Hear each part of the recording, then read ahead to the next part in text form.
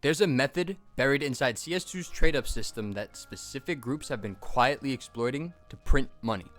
And the craziest part, it's not a gamble, it's simply math. So as you may know, I like to look at Chinese inventories. It's not because they have particularly good taste or their expensive inventories have really cool items in them, but it's because of their famous or infamous manipulation. I look at the accounts so I can find them, map them out, and buy the stuff they're pumping before they pump it. Well, while I was doing that yesterday, I found something that wasn't manipulation at all, but it was much more interesting. One account had a ton of the Zeus dragon snores, but something was weird with his Zeuses. Not how many he had, we've seen that plenty of times before. No, what was weird was the float values. Every single last one of them had a 0.14xxxx float value. Now, as I'm sure you're aware, this is precisely right before the cutoff in which minimal wear becomes field tested. We're talking a difference of 85 and 35 USD. So, purchasing these Zeuses at this float would make no sense. Just move over a tad. 0.150001, for example.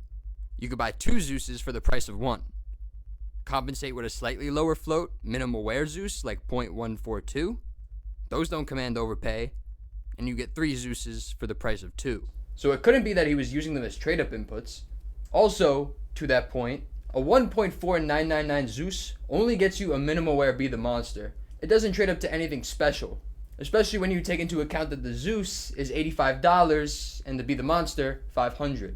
Right? Profitable trade-ups move the needle by high EV or expected value, and a $300 hole is hard to get out of. If he had 0.08 float Zeuses, the story would change. But these floats are obviously on the wrong end. Well, they're the highest float minimal wear skin possible. So maybe he's just buying the cheapest listings? Well, yeah, maybe. But one look at any marketplace, like today's sponsor UU Skins, go check them out. No skin lists perfectly from highest float to lowest float. There'd be some 0.12s there, some 0.13s. But no, not a single one is any of those. In fact, not a single 0.14 Zeus is even on the first page of UU's listings. And now we've definitely ruled out that he's not just accumulating them randomly, coincidentally having a bunch of these 0.14x skins. And that only leaves one thing that actually makes sense. The most sense. And it is 100% the reason behind the accumulation of these skins. But before I tell you what's actually going on, I need to show you something. Because after I noticed this account, I started looking for the same patterns across the database. Different skins throughout different collections, being accumulated by different accounts. And baby, they are everywhere.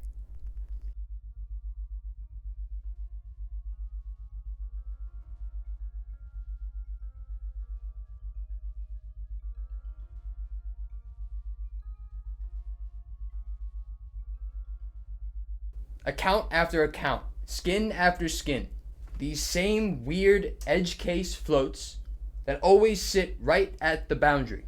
Not either boundary, the worst boundary. So this isn't just one guy with a weird strategy, it's something known. It's a system. And once I understood what they were doing, it became clear. These Zeuses, they're all outputs. For anyone who needs it, here's the 30-second version.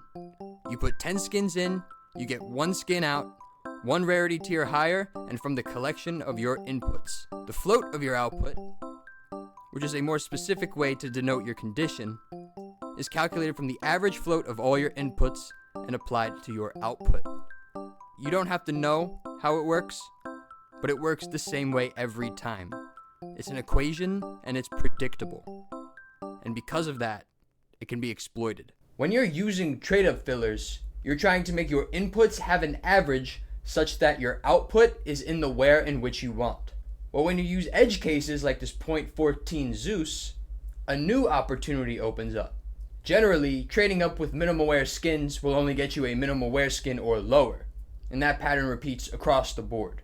But here, with these edge cases and the math that defines the trade-up contract, you can actually use field-tested purples within a very tight and specific float range and get your minimal wear Zeus.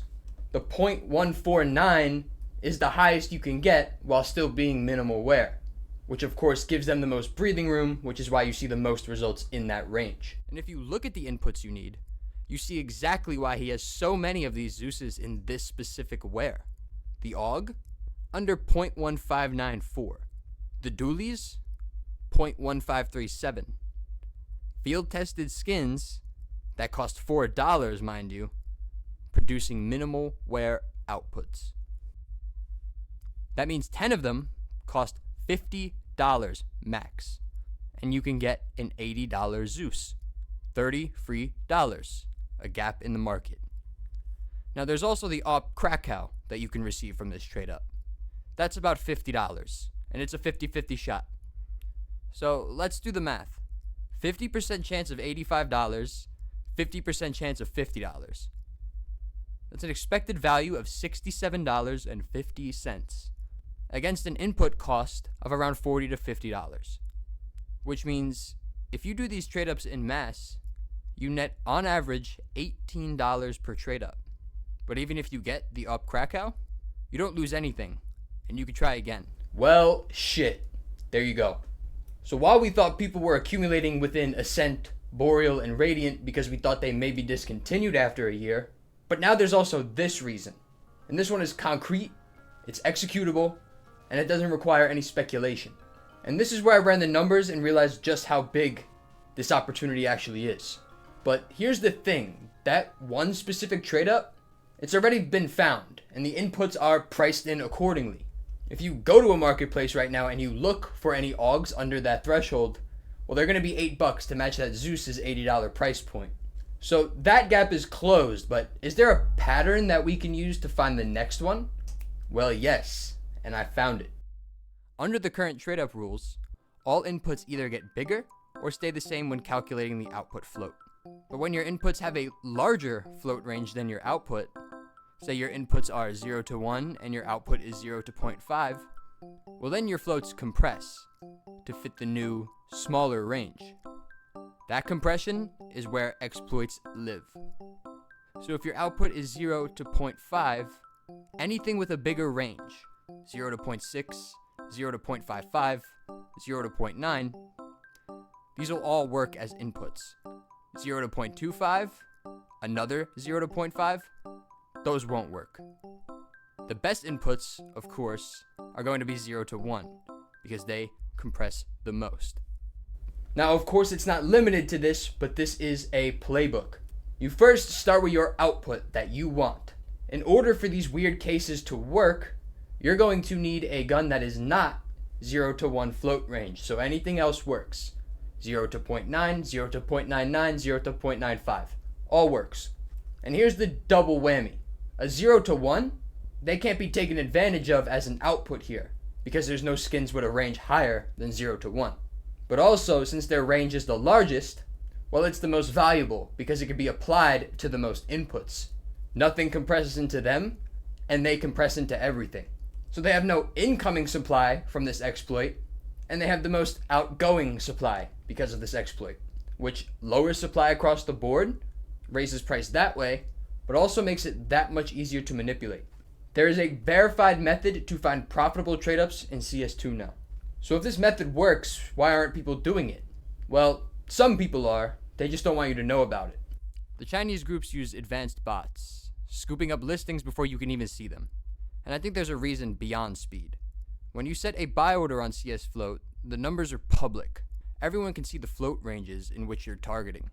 These bots make sure the listings disappear before anyone can reverse engineer the trade up behind them. Now, imagine you consolidate your funds and start pumping the output skin. You're not pumping from 85 hoping it goes to 120. No, you're pumping from $45 effectively. The margins on manipulation get dramatically wider when your acquisition cost is subsidized by the trade up. For a lot of these, yes, the inputs are priced in, but you could still get in yourself. On the listing side of things, bots usually eat things up very quickly. You can use buy orders for yourself or make a bot of your own if you'd like, but when you use buy orders, people can see your buy order and what you set as the guidelines and filters. These bots make the listings disappear, and nobody knows what the criteria is keeping their trade-ups hidden before that price gap is gone. So they're not just fast, they're deliberately hiding the math. So what's your play? For the high-ticket items? The ones where sophisticated bots are running? Well, you're just going to have to find the next play before they do. But not every profitable trade-up is a high-value target. If you're trading up a bunch of random skins from the Huntsman case, well, the bot infrastructure is going to be a lot thinner than something like the Sport and Field case. Set your buy orders, fill the gaps, and do the dirty work yourself. But this method doesn't just explain a trade-up trick. It explains something much larger about how the actual CS2 market works. Think about it. If you found a profitable trade-up and you're producing a $85 Zeus for $45, your cost basis is $45. You're already up 40, which can make you more aggressive if you decide to pump a skin or have the capital to pump a skin. And on the flip side, skins that are safe from this, any coverts with a 0 to 1 can't be exploited here, such as the AWP containment breach, which is why it's so expensive currently. Their prices are insulated. And here's where it gets really interesting. Now, something that everyone probably knew about, but something that nobody knew just how profitable and exploitative it actually was. Look at the terminal collection. Every skin 0 to 1. Or maybe Valve figured out that making everything 0 to 1 means that there are no gaps, no free money anymore. And maybe that's also why Valve charges more as your float value reaches an edge. Because if you can't exploit the terminal's float ranges, but you still want those edge case floats for other collections, well, you're going to have to pay a premium. And they know you'll buy it. No house money. No house money. But if all terminals act like this, it's starting to make a little bit more sense now.